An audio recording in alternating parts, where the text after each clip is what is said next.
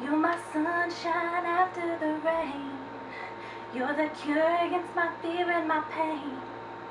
And I'm losing my mind when you're not around.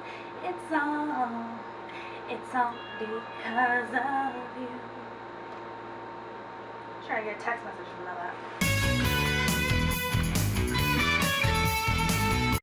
Hello ladies, happy Tuesday. I would love to see some new intros. I know Danielle was playing with them, so hint hint, nudge nudge. We've had like a bunch of boy band things going on, and I wanted to put in my 2 cents. Everyone always asks Backstreet and Sync. I was kind of on the fence with either one, but 98 Degrees was mine.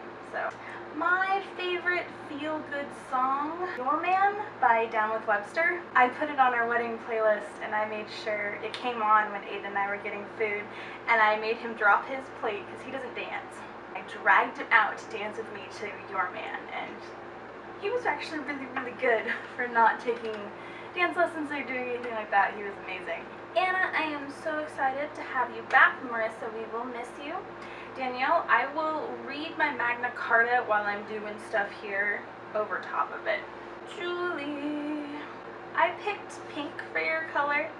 I hope that's okay. Today, I bought supplies just for you guys. I bought scissors and construction paper and everything. And I pre-cut everything out, and these were supposed to be your like Christmas gifts because I've been wanting to do these for a long time. I'm going to make, this one's mine because I didn't have any purple in my construction paper, but it's a little bookmark. It works like so. So I'm making us writer girl monster bookmarks. So first, I have a template, and what this this was just 3 squares. So this square, and this square, anywhere between 2 inches to 3 inches. I think mine ended up being 3 inches. And how you make the little pocket is you just fold one, put glue here, and fold the other one. Teeth that I've made. So you fold one over, and then you glue the teeth to the top of that. And so then when you fold it over, your teeth are kind of hidden. And then I've made little eyes with eyelashes. I did my best. This was really, really hard. And one thing that I also put in my bad Magna Carta was to tell things and not show things, which is something that... So here is my bad Magna Carta. I stood too still. Didn't know what to think. He was right there in front of me, so he was here. I didn't know what to say. So it has come to this, I finally stated to him, because it was the only words to come to mind. That it has, he said. I was pretty sure he didn't know what to say either. Are you going to kill me? I asked. Showing no signs of fear, I lifted my chin in defiance. That is what I was hired to do. He stared at me. I was not sure where his first move would come from, but there I stood, just staring back. If I shifted my weight, he did. He was anticipating my move to run, just as I was anticipating his move to kill me.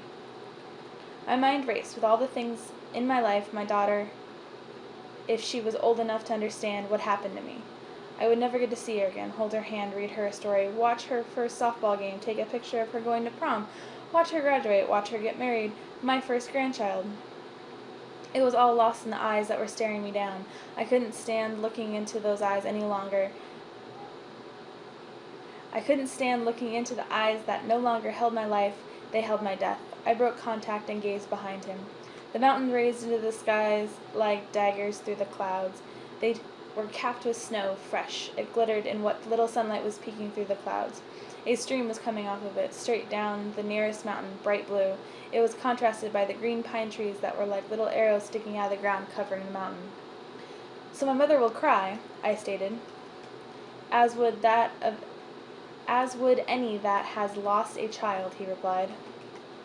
If I ran, he would hunt me. He would find me eventually. There was nowhere in this world that a man like that couldn't sneak into the darkest corners to find me. I pictured the life running for a moment. I couldn't do that to my daughter, make her run with me. And better I be dead than for her to live in fear. Life without her would be too much for me to bear if I left her behind.